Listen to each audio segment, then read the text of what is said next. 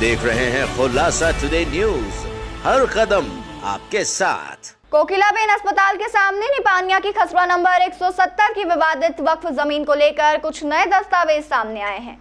शाह परिवार इस जमीन को अपने मालिकाना हक बताता आया है। 253 साल पहले दिल्ली में जो मुगल हुकूमत थी, उसके आदेश पर इंदौर रियासत के महाराज होलकर ने इनाम के रूप में 50 बीघा जमीन शाह परिवार को दी थी। हाजी मोहम्मद हुसैन और शाहिद शाह का कहना है कि निपानिया की जमीन को 1968 में जमना भूमि के रूप में स्वघोषित कर दिया गया और इस तरह के किसी सर्वे की जानकारी उनको नहीं दी गई। यहाँ तक कि तत्कालीन शहर काजी याकूब अली ने भी हाई कोर्ट में वाद के चलते शाह परिवार के पक्ष में पारसी सनद के अनुवादक के रूप में कोर्ट को बताया था कि यह जमीन मुगलों ने शाह परिवार को माफी भूमि के रूप में दी थी। इससे संबंधित दस्तावेजों की जानकारी शाह परिवार द्वारा ली गई। उनका कहना है कि हाईकोर्ट से स्टे ऑर्डर उनके पक्ष में प्राप्त है। बावजूद इसके 2013 में वक्फ बोर्ड ने लाइफ केयर एजुकेशन सोसाइटी को मात्र 25 पैसे स्क्वायर फीट में उक्त जमीन लीज पर देकर अवैधानिक अनुबंध भी कर लिया, जबकि इस निजी जमीन को वक्फ बोर्ड लीज पर कैसे दे सकता है। और अगर संपत्ति गरीब और बेसहारा मुस्लिमों के हितार्थ काम आती है तो फिर एडवांस एकेडमी जैसे व्यावसायिक स्कूल चलाने वाले संचालकों को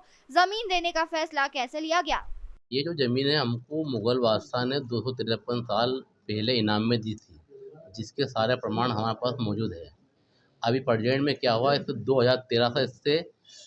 2013 से इसके ऊपर हमारा कोर्ट का स्टे है। कोर्ट के स्टे होने के बावजूद वक्फ बोर्ड ने ये ज़मीन नीलामी में निकाल दी। विवाद वहीं से चालू हुआ कि जब कोर्ट में स्टे है उसके बाद में ये नीलामी कैसे निकाल सकते हैं। उसका आवेदन मैंने कलेक्टर महोदय को भी दिया है। उसके बाद में जब जिसको ये रसीद काटी गई है, सोहेल नामक व्यक्ति को, वो बार बार अलग अलग तरीक़ों से मेरे पास आने लगा ज़मीन पर कब्जा करने के लिए, लेन देन करने के लिए। इसमें बीच में रेहान शेख और साजिद आयल भी आए सौदा करने के लिए कि आप 35 लाख 40 लाख रुपए लेके आप ज़मीन छोड़ दो। आखिर में जाते जाते मेरे को 1 करोड़ रुपये तक का भी ऑफ़र दे गए और साथ में ये भी कहा है कि अगर तुम ज़मीन पैसे लेके नहीं हटोगे तो हम हमारा पावर लगा के इस पर कर लेंगे। तो मैंने बोला ऐसे कैसे कर लोगे जब कोर्ट का स्टे है। तो बोला हम तो सब कर लेंगे। उसके बाद भी प्रमाण में ये है कि इन लोगों ने कोर्ट का स्टे होने के बाद भी नीलामी निकाली और बार बार कब्जा करना उस पर आ रहा है, जिसकी रोकथाम के लिए मेरे को वहाँ पे ज़मीन पे जाना पड़ा और अपनी बल्ली लगा के वहाँ मेरे को रोकथाम कर रहा था। ये ज़मीन कितनी है और इसमें वक्फ का नाम कैसे चढ़ा?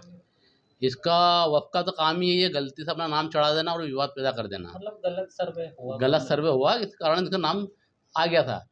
कोई करता होगा जिसको जमीन में इंटरेस्ट होगा, वक्फ बोर्ड में कोई सदस्य होगा, उसका कोई नाम या उसका कोई व्यक्तिगत हित। ये तो वक्फ बोर्ड जितने भी लोग बैठते हैं ना पद पे, उनका काम यही है।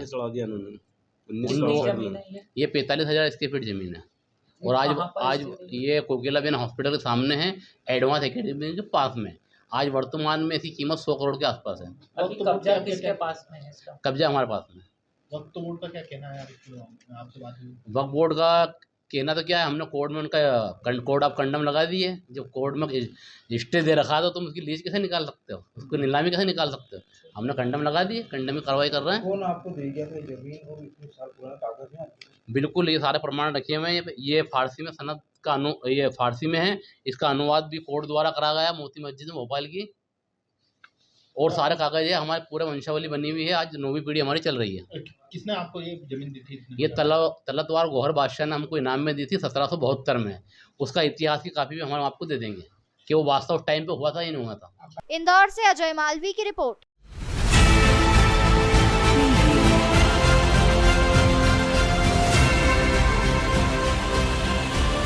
आप देख रहे हैं खुलासा टुडे न्यूज, हर कदम आपके साथ।